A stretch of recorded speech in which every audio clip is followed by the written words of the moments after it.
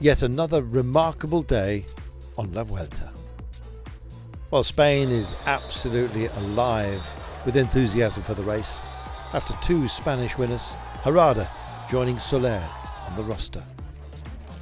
Well, after stretching their sinews in the run into Cisterna, where the breakaway had success, how would it pan out on the big mountain day for this man, Remco Evenepoel? Surely he was going to be attacked. Lead of just 21 seconds over Rudy Mollard of Groupama Francis Leger, Enric Mas at 28 seconds margin. There was no doubt that Evenepoel's Quick-Step Alpha Vinyl would be under pressure. How would they sustain it? A quick look at the course suggested that this day may well turn out to be two races in one, a breakaway and indeed a GC battle. They could also all come together, as we did for the birthday celebrations of Marco Brenner. Sadly for his team, Nico Arndt and later Mark Donovan, both testing positive for COVID and having to go home. The red jersey, ready for action, and so were his team. What on earth could Roglic, Jumbo-Visma and Ineos Grenadiers do about it? Well, one look at the course was enough to frighten anybody. So many climbs along the way, and a Category 1 test at the very end. Drama guaranteed, and they were climbing, don't forget, straight out of the back door. Well, it took a while for our breakaway to finally be established. The first climb, over the top, Jay Vine on the attack. Sounds familiar? Well, he and Marc Soler, winners of stages 5 and 6, teamed up, and really they were asking a question of the entire peloton. Finally, we had a 10-man breakaway up the road, and it was high quality. Groupama Francis Leger's Thibaut Pinot had to work hard.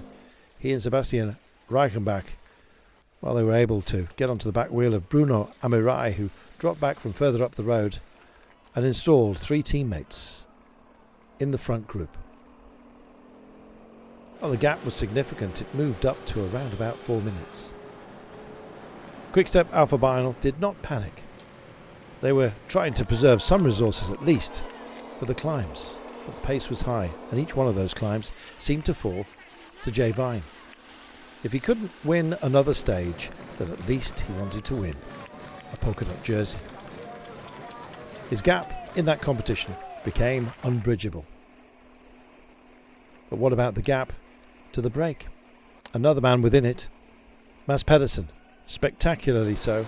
He's there in the sprints, he's also there in the climbs, and he was there at the intermediate sprint and went into green. On the final climb, all hell was breaking loose amongst the pre-race GC favourites. Julian Alaphilippe did his turn as dutifully as he always does for Remco Evenepoel, who was burning up his teammates. Meanwhile, Jay Vine was burning off anyone who was in the break. Thibaut Pinot desperate to stay with him, and Taramay likewise, but the likes of Landa were gone. Well, with 5 kilometres remaining, it seemed certain that Vine would make it all the way. But a final question still had to be asked out there by Marc Soler. It ebbed and flowed between the pair of them. Vine still looking good, and so was Remco Evenepoel. The names he was putting to the sword in his wake were significant. This was as big a statement as was being made up front. Staying with him, Enric Mas, Primož Roglic, it was all getting very selective. Further back down the mountain, Miguel Angel Lopez, it seems his legs had woken up. And the world is waking up to Jay Vine, a phenomenon. Marc Soler, also a stage winner, closed the gap down to around 25 seconds. It then widened once more. The sun came out this time. His first stage win was shrouded in cloud. They parted for him today. Magnificent. Jay Vine wins again. Marc Soler came home bravely for second place. Taramay had picked it back up, and Thibaut Pinot had refound his mojo as well. It bodes very well for the next stage. And what of this man? Remco Evenepoel desperately wanted to finish in front of his nearest rivals, Enric Mas and Primož Roglic. No time gaps between them were declared, so the overall stays the same, albeit other rivals falling away. Jay Vine, in charge of his own destiny, and slowly but surely moving up the general classification as well. He won today by 43 seconds ahead of Soler and Tara May. Thibaut Pinot 47 seconds in arrears. Evenepoel then led home Mas Roglic, with Yates, Rodriguez and Sebastian Reichenbach rounding out the top 10. A real battle it was for Evenepoel. He'll have to do it all again on stage 9. Evenepoel leads this race by that margin of 28 seconds over Mas.